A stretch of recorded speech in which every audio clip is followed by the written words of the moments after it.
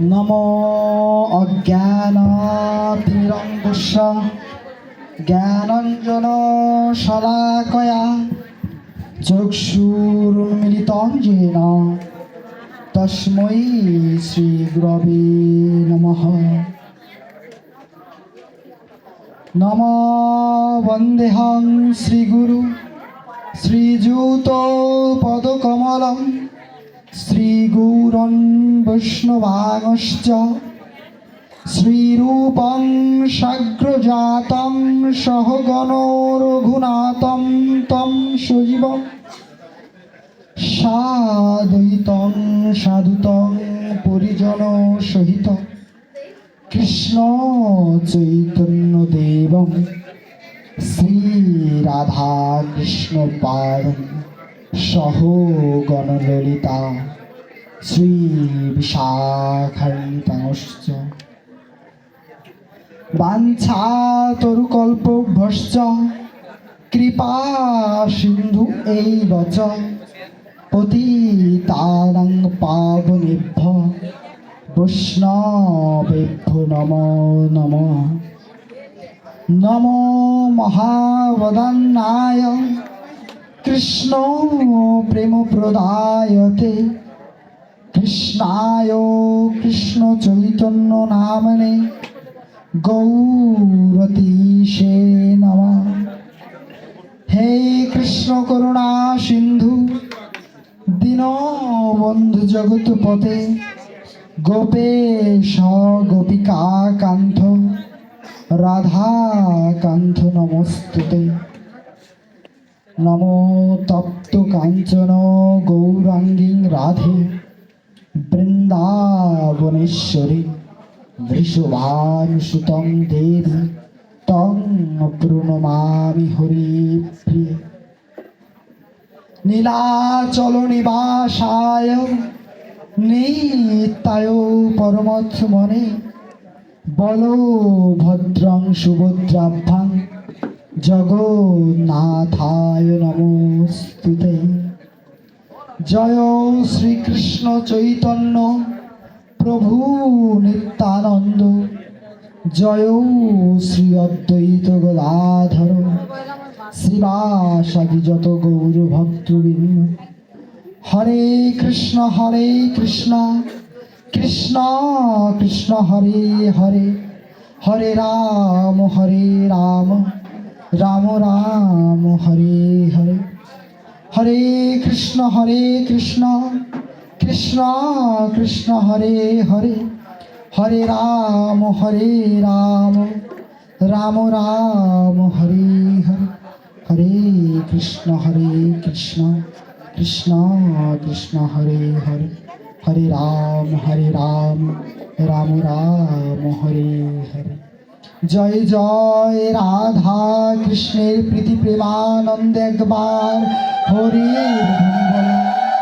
ভক্তের বাসনা পূর্ণার্থে একবার হরি।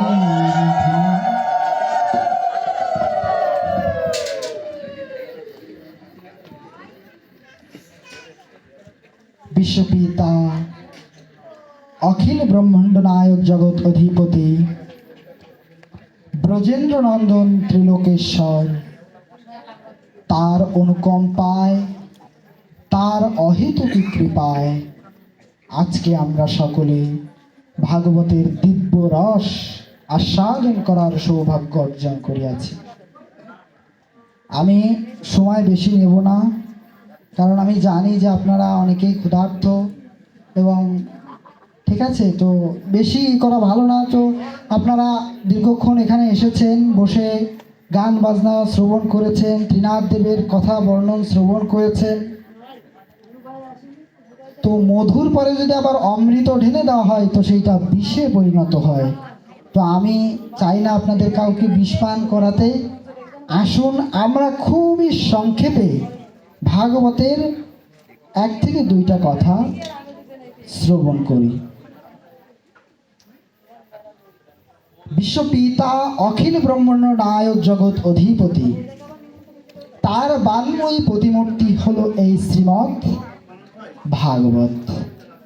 এই ভাগবতের মাহাত্ম্য অতীব জরুরি শুধুমাত্র এই কলিযুগের সাংসারিক জীবের জন্য, এবং এই ভাগবতের যে মহিমা সেইটা কলিযুগের মানুষের বর্ণন করার সেই শক্তি কিংবা সেই জ্ঞান নাই।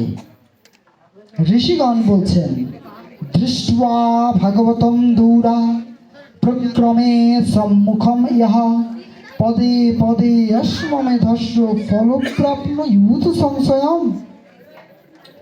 দূর থেকে কেউ যদি ভাগবতের এই দর্শন দেখে তার দিকে অগ্রসর হয়, এক একটা পা ফেলা মাত্রই এক একটা অশ্বমেধ যজ্ঞের ফল লাভ হয়।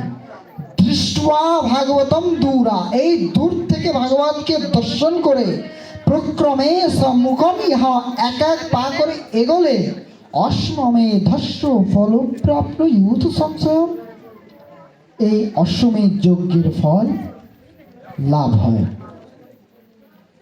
তো মহারাজা পরীক্ষিতকে শুকদেব প্রভু সৃষ্টি বর্ণন শ্রবণ করিয়েছিলেন। সেই সময়ের কথা, যখন উদপ্লুতম বিশ্বমিদং তদাসি নীলিয়দ অহিন্দ্র তল্পে দিশয়ান উইক কৃতক সনৌ শরৎমুরতু নিরি।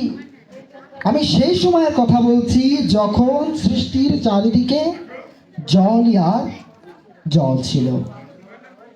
তো সৃষ্টি বর্ণন আমরা স্বাভাবিকভাবে সকলেই অবগত আছি, কিন্তু ডিপলি যদি আলোচনা করা হয়, এই মনু আর শতরূপার 3টি কন্যা ছিল। আমরা এই সম্পর্কে অনেকেই অবগত নই। তো আসুন আমরা সৃষ্টি বর্ণনের এই তত্ত্বে প্রবেশ করব খুবই সংক্ষেপে। এই মনু শতরূপার যে 3টি কন্যা, তাদের নাম হচ্ছে আকুতি, দেবহূতি আর হচ্ছে প্রসূতি। আর 2 পুত্র, প্রিয়ব্রত আর উত্থানপাদ। তো আকুতির বিবাহ হয় রুচি প্রজাপতির সঙ্গে, এবং ভগবান যজ্ঞ রূপে আবির্ভূত হন, এবং ভগবতী লক্ষ্মী দক্ষিণা রূপে আবির্ভূত হয়েছেন। এই কারণে প্রতিটা যজ্ঞে দক্ষিণা প্রদান করতে হয়। ঋষিগণ প্রশ্ন করলেন যে যজ্ঞ করি তাহলে দক্ষিণা, বলে এই কারণে যে ভগবান যজ্ঞ রূপে আবির্ভূত হয়েছেন এবং ভগবতী লক্ষ্মী দক্ষিণা রূপে আবির্ভূত হয়েছেন। আজকে মায়ের পূজন্তে যখন হোমযজ্ঞ করবে, তৎপশ্চাৎ দক্ষিণা আন্ত করতে হবে, এটা নিয়ম। এই সম্পর্কে ভাগবতেও বর্ণন করা রয়েছে। তৎপশ্চাৎ প্রসূতির বিবাহ হয় দক্ষ প্রজাপতির সঙ্গে, যার 16টি কন্যা ছিল। 13টি কন্যার বিবাহ হয়েছিল ধর্মের সাথে। 14 নম্বরের নাম হচ্ছে সধা, যার বিবাহ ছিল পিতৃগণের অধিপতি তর্জমার সঙ্গে। যজ্ঞে যখন তর্জমা করে ওম ভূর্ভুবঃ স্বাহা স্বাধা বলে তর্পণ করতে হয়, যখন বিভিন্ন পূজা অর্চনা হয়, তো যখন তর্পণ করে এর মূল কারণ হচ্ছে এইটা। 15 নম্বর কন্যার নাম হচ্ছে স্বাহা, যার বিবাহ ছিল অগ্নিদেবের সঙ্গে। ঋষিগণ প্রশ্ন করলেন যে অগ্নিতে যখন আহুতে কোনো মন্ত্র উচ্চারণ করে দেওয়া হয় তখন স্বাহা বলা হয় কেন? যেমন ওম ভূর্ভুবঃ স্বাহা, ওম বাগদেবী বিদ্মহে কামরাজায় ধীমহি তন্ন ঘরে প্রচোদয়াৎ ওম স্বাহা। এই স্বাহা কেন? ভাগবতে এর বর্ণন করছেন। তৎপশ্চাৎ 16 নম্বর কন্যার নাম হচ্ছে সতী, যার বিবাহ ছিল দেব আদিদেব মহাদেবের সঙ্গে। আর যে 2 পুত্র, প্রিয়ব্রত আর উত্থানপাদ। মহারাজা পরীক্ষিত বললেন, হে মহাঋষি, আমি এই প্রিয়ব্রত আর উত্থানপাদ সম্পর্কে একটু শ্রবণ করতে চাই। দয়া করে আমাকে প্রিয়ব্রত এবং উত্থানপাদ, এই যে 2 পুত্র, তাদের সম্পর্কে একটু শ্রবণ করান। প্রিয়ব্রত ছিলেন বড়। প্রিয়ব্রত বললেন যে হে পিতা, আমি রাজ্য ঐশ্বর্য এগুলো আমি ভোগ করতে চাই না, আমি বৈরাগ্য ধর্ম গ্রহণ করতে চাই, আমি বিশ্বপিতা ভগবান শ্রীকৃষ্ণের আরাধনা করতে চাই। তখন পিতা বললেন ঠিক আছে যাও। ছোট পুত্রকে বললেন যাও তুমি রাজ্য গ্রহণ করো, তুমি প্রজাদের সুখ দুঃখ নিজের মধ্যে করে নাও। ঠিক তদ্রূপ উত্থানপাদ মহারাজ সকল কিছু ফেলে রেখে রাজ্য ঐশ্বর্য গ্রহণ করলেন। বলে কেন? কারণ জ্যেষ্ঠ ভ্রাতা এগুলো ত্যাগ করে বনে গমন করেছেন, তাহলে আমিও যদি বনে গমন করি তাহলে রাজ্য ঐশ্বর্য দেখবে কে? তিনি যথারীতি রাজধর্ম পালন করছেন। এই রাজধর্ম বর্ণনের মধ্য দিয়ে ভগবান বিশ্বপিতা পরমেশ্বর ভগবান শ্রীকৃষ্ণ অখিল ব্রহ্মাণ্ড নায়ক জগৎ অধিপতি তিনি খুব সুন্দরভাবে বর্ণন করছেন যে কিভাবে ধ্রুব মহারাজের মধ্য দিয়ে কলিযুগের মানুষ এই ভাগবতের দ্বারা এই ভগবানের দ্বারা কিভাবে মুক্ত হতে পারে, মুক্তি লাভ করতে পারে, বৈকুণ্ঠ গতি লাভ করতে পারে। উত্থানপাদ মহারাজের দুইটা স্ত্রী ছিল, সুনীতি আর সুরুচি। আমরা সবাই জানি সুনীতি বড় আর সুরুচি ছোট। তো সুনীতির কোনো পুত্র সন্তান হয় না। যখন সুনীতির কোনো পুত্র সন্তান হয় না তখন মহারাজ দ্বিতীয় বিবাহ করলেন। কাকে? সুরুচিকে, পুত্র সন্তানের আশায়। যখন দ্বিতীয় বিবাহ করেছে তখন শুনতে পেল যে প্রথম যে স্ত্রী তিনি সন্তান সম্ভবা, তিনার পুত্র হলো, পুত্রের নাম রাখা হলো ধ্রুব। বলিয়ে ধ্রুব মহারাজ কে। এবং ছোট যে স্ত্রী তার থেকেও একটি পুত্র সন্তান হলো, নাম রাখা হলো উত্তম। মহারাজা উত্থানপাদ তিনি সর্বদাই সুরুচিকে নিয়মিত থাকতেন। রূপ চেহারা যে শুধু সুরুচির ছিল বিষয়টা একদম নয়, সুনীতিরও ছিল। কিন্তু কিরকম জানি মহারাজ ছোট স্ত্রীকে বেশি ভালোবাসেন, বেশি প্রায়োরিটি দেয়। তো সর্বদাই শুধু ছোট স্ত্রী এবং ছোট সন্তানকে নিয়ে মেতে থাকে। একদিন উত্তম তার বাবার কোলে বসে আছে। উত্থানপাদ মহারাজ তার ছোট পুত্রকে কোলে বসিয়েছে। ওই দেখে ধ্রুব চিন্তা করছে যে আমি একটু বাবার কোলে যে বসবো।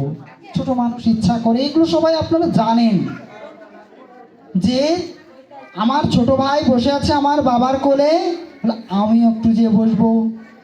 দৌড়ে গিয়ে বাবার কোলে উঠতে গেছেন, কিন্তু বাবা কোলে নিচ্ছেন না। বলে কেন? যদি সুরুচি দেখে ফেলে তাহলে তো আবার রাগ করবে। এই কথা চিন্তন করে কোলে নিচ্ছে না। তখন কান্নাকাটি করছে। সুরুচি পিছন থেকে দৌড়ে এসে গিয়ে বলল যে কি হয়েছে, তুই কান্নাকাটি কেন করছিস? বলে আমি আমার পিতার কোলে উঠতে চাই, কিন্তু আমার পিতা আমার পিতৃদেব আমাকে কোলে নিচ্ছেন না। শুনে বিমাতা বলছেন তপস্যা আরাধ্যম পুরুষম তস্যৈবানুগ্রহে গর্ভে তম স্বাধিয়াত্মা পুরুষস্যহি নৃপাশনম। হে পুত্র, হে ধ্রুব, তুমি যে তপস্যা করো, বলে কার? বলে তপস্যা পুরুষম তস্যৈবানুগ্রহে, সেই ভগবানের তপস্যা করো। কেন? বলে গর্ভে তম স্বাধিয়াত্মা পুরুষস্যহি নৃপাশনম, যার ফলে ভগবান তোমাকে আশীর্বাদ করবে, তুমি আমার গর্ভে এসে জন্মগ্রহণ করবে, তৎপশ্চাৎ তুমি ভূমিষ্ঠ হওয়ার পরবর্তীতে তোমার পিতার কোলে ওঠার সেই দিব্য সৌভাগ্য অর্জন করবে। গর্ভেত্তম স্বাধিয়াত্মা মানে পিতার কোলে উঠতে গেলে তোমার গর্ভে জন্মগ্রহণ করতে হবে? নিশ্চয়। এই কথা বলে ঘাট ধাক্কা দিয়ে বড় পুত্র ধ্রুবকে বের করে দিলেন। ধ্রুব মহারাজ তেনার মায়ের কাছে কান্নাকাটি করছেন যে মা,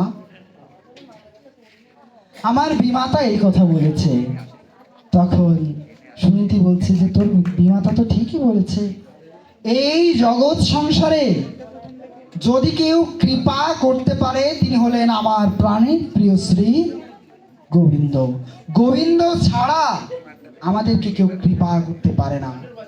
তোর যে বিমাতা সে তো তোকে বৈকুণ্ঠে যাওয়ার মার্গ দর্শন করেছে। যা, যে সেই ভগবানের উপাসনা কর, দেখ কিভাবে তুই মুক্ত হতে পারিস। যথারীতি পরদিন সকালে স্নান আহ্নিক করে জঙ্গলের উদ্দেশ্যে রওনা করেছে। জঙ্গলের মধ্য গিয়ে তিনি ভগবানের উপাসনা করছেন। তৎক্ষণাৎ সেইখানে দেবর্ষি নারদ এসে উপস্থিত হলেন। দেবর্ষি নারদ বিস্মিত হলেন যে কে এই বালক, এত তেজিয়ান ক্ষত্রিয়ের বাচ্চা কে। তার কাছে সমস্ত কিছু শুনলো যে হে বালক তুমি কে, আর তুমি জঙ্গলেই বা কি করছো। বলে আমার বিমাতা এবং আমার মা দুজনে বলেছে ভগবানের উপাসনা করতে। আমি ভগবানের উপাসনা করতে চাই, কিভাবে আমি ভগবানকে পাবো আপনি যদি একটু বলে দিতেন। দেবর্ষি নারদ বলছেন তোমার বয়স খুবই অল্প, তোমার এখনো ভগবানের গুণ কীর্তন করার সময় হয়নি। তুমি বাসায় যাও, তুমি তোমার পিতৃদেব মাতৃদেবের কাছে ফিরে যাও, যখন সময় হবে তখন উপাসনা করবে। ধ্রুব মহারাজ নারদজিকে বললেন যে হে মহামুনি আমি একটা কথা বলবো। বলে নিশ্চয়ই। বলে আপনি কি সত্যিকারের সাধু? বলে কেন? কারণ আমি শুনেছি সাধু ঋষি মুনিগণ তারা সন্তানদেরকে, বাচ্চাদের এবং তথা বৃদ্ধদের সবাইকে ভগবানের দিকে অগ্রসর করে, আর আপনি আমাকে বিপথে ঠেলে দিচ্ছেন। আপনি সত্যিকারের সাধু? এই জন্য একটু সন্দেহ হলো। দেবর্ষি নারদ তাকে বুকে জড়িয়ে ধরে আলিঙ্গন করছে। না রে বাবা, আমি সত্যিকারের সাধু। তুই বল তুই কি চাস? বলে আমি সেই ভগবানকে চাই। ভগবানকে কিভাবে পাবো? দেখুন এই জগৎ সংসারে গুরু সর্বপ্রথম কি দিল? দিক নির্দেশনা, যে তুমি এইভাবে এইভাবে ভগবানকে উপাসনা করো।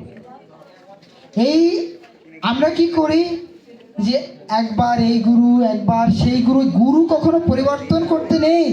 গুরু একজনই, সেটা কি? দীক্ষা গুরু। যে দীক্ষা দেবে সে একজনই। অনেক ঋষিগণ আপনাকে বলবে যে তোমাকে তোমার গুরুদেব কি দীক্ষা দিয়েছে, আপনি যদি বলে দেন যে অমুক দীক্ষা দিয়েছে অমুক মন্ত্র, তাহলে আপনার আর কোনো পূর্ণ ফল হলো না। দীক্ষা মন্ত্র কখনো কাউকে বলতে নেই। যদি বলেন তাহলে আপনি যত পুণ্য করবেন সকল পুণ্যের অধিকারী সে। আজকাল তো বিজনেস চলছে, অনেক গুরু এসে বলছে, সবাই না, অনেক গুরুদেব ভালো অনেক গুরুদেব খারাপ আছে, তো ভালো মন্দ মিশেই মানুষ। অনেকে বলে যে তোমার গুরুদেব কি দীক্ষা দিয়েছে, বলে অমুক দীক্ষা দিয়েছে, বলে অমুক মন্ত্র তো ঠিক নয়, তুমি অমুকভাবে দীক্ষা নাও, তোমাকে তো ভুল মন্ত্র দিয়েছে। খবরদার, গুরুদেব যেই মন্ত্র দিক না কেন সেই মন্ত্রই সঠিক মন্ত্র, কখনো পরিবর্তন করতে না। ঠিক তদ্রূপ দেবর্ষি নারদ ধ্রুব মহারাজকে মন্ত্র প্রদান করলেন। ধ্রুব মহারাজ প্রশ্ন করলেন যে আমি যে ভগবানের উপাসনা করব, সে ভগবান দেখতে কেমন, সেই ভগবান থাকে কোথায়, করে কি, এই ভগবানকে কোথায় পাওয়া যায়? বলে নারদস্ত দুপাকর্ণ জ্ঞাতা তুষ্য চিকীর্ষিতম স্পর্ধা মূর্ধয়গ্নে পানিনা প্রায় বিস্তৃত। নারদ বিস্তৃত হলে যে এই বাচ্চা কি রকম প্রশ্ন করছে, যে সর্বপ্রথম আমার কাছ থেকে দীক্ষা নিল, নেওয়ার পর আবার প্রশ্ন করছে যে ভগবান থাকে কোথায়, করে কি, কিভাবে পাওয়া সম্ভব। বাপ রে বাপ, এটা তো সাধারণ কোনো বাচ্চার পক্ষে এরকম করা সম্ভব নয়। ভগবান কোথায় থাকে? বলে বৃন্দাবনম পরিত্রাজ্য ভগবান নৈব গচ্ছতি। এই বৃন্দাবন ধাম পরিত্যাগ করে ভগবান কখনো কোথাও যায় না। বলে তত্তা গচ্ছ ভদ্রং ত্রিযৌনাম শুচি পুণ্যং মধুবনং যত্র সান্নিধ্যং নিত্যদাহরে। বিস্মিতা ভগবান শ্রীকৃষ্ণ যমুনার তীরে থাকেন। তুমি যমুনায় যাও, যমুনার তীরে গিয়ে কোনো বটবৃক্ষ মূলে বসে ভগবানের উপাসনা করো। আচ্ছা, আমি ভগবানের যে উপাসনা করবো, এই ভগবানকে দেখতে কেমন? ভগবানের রূপের বর্ণনা করছে কি বলে, শ্রী বৎসাম শ্যাম ঘন শ্যামম পুরুষম বনমালিনম শঙ্খ চক্র গদা পরার্দৈ যা পরোর্দৈ চতুর্ভুজম। শ্রী বৎসাম শ্যাম ঘন শ্যামম, তাকে দেখতে একদম মহারাজ শ্রীবৎসের মতো, বাছুরের মতো। ভগবানের রূপ দেখে সবাই বিমোহিত হয়ে যায়। এই হচ্ছে সেই ভগবান। তো ভগবানকে কিভাবে পাওয়া সম্ভব? বলে ভগবানকে পেতে গেলে দীক্ষা প্রদান করতে হয়। দেবর্ষি নারদ ধ্রুব মহারাজকে দীক্ষা প্রদান করলেন। ধ্রুব মহারাজ উপাসনা করছেন বট বৃক্ষ মূলে বসে। বলে কি, ত্রিরাত্রান্তে ত্রিরাত্রান্তে কপিত্ত বদরাসনম। 3 দিন পর পর কপিত্ত ফল খেয়ে ভগবানের উপাসনা করছেন। বিচার করে দেখো, এই জগৎ সংসারে ভগবান ধ্রুব মহারাজকে কৃপা করবে না তো কৃপা আমাদের কি করবে? আমরা একদিন তাই উপোস করে থাকতে পারি না, আমরা একদিন একাদশী করে থাকতে পারি না। আমি আমার কথা বলছি, আমি থাকতে পারি না, আমার মাথা ঘুরায় একাদশীর পরের দিন। তাহলে ধ্রুব মহারাজ 3 দিন পর পর ত্রিরাত্রান্তে ত্রিরাত্রান্তে 3 দিন অন্তে অন্তে কপিত্ত বদরাসন, কপিত্ত ফল খেয়ে খেয়ে দিন যাপন করছেন। এই কপিত্ত ফল মানে কদবেল, গণেশের অত্যন্ত প্রিয়। কেন? বলে হাতি ভালো খায়। এই কপিত্ত ফল খেয়ে খেয়ে ভগবানের উপাসনা করছেন। কোনো একদিন কোনো এক সময় মূর্ধান্য গগ্নে পারি না ভগবানম, ভগবানের উপাসনা করছে। কিভাবে? বলে পা উপরে মাথা নিচে দিয়ে নিজের বায়ুর উপরে জিতা শ্বাস, জিতেন্দ্রিয় জিতা ভাগ্য অপ্রদ্রুতা, নিজের শ্বাস প্রশ্বাসকে নিজের মধ্যে নিয়ন্ত্রণ করে ভগবানের উপাসনা করছেন। কল্পনায় আসে 5 বছর বয়সী এক বালক যে এই জড়জগতের সমস্ত বাতাসকে রোধ করে দিয়েছে, জিতা শ্বাস ও জিতেন্দ্রিয়, নিজের শ্বাস প্রশ্বাসকে নিজের মধ্যে করে নিয়েছেন। সমস্ত জগৎ সংসার টলমল করে কাঁপছে, সবাই হতভম্ব হয়ে গেল। দেবরাজ ইন্দ্র ভগবানের কাছে দৌড়ে চলে গিয়েছেন।